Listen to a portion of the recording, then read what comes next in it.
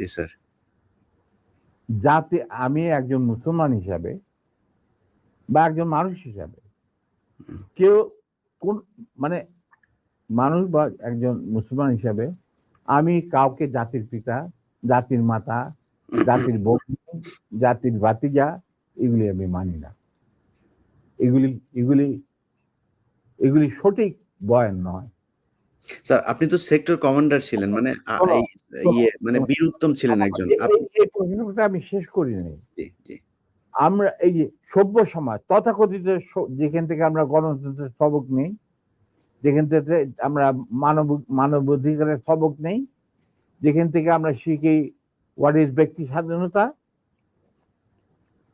বলার স্বাধীনতা, এই সমস্ত যারা যেখান থেকে আমরা সবক নেই সেই সমস্ত দেশে কি জাতির পিতা, জাতির পিতা, জাতির মাতা, এই সমস্ত আছে?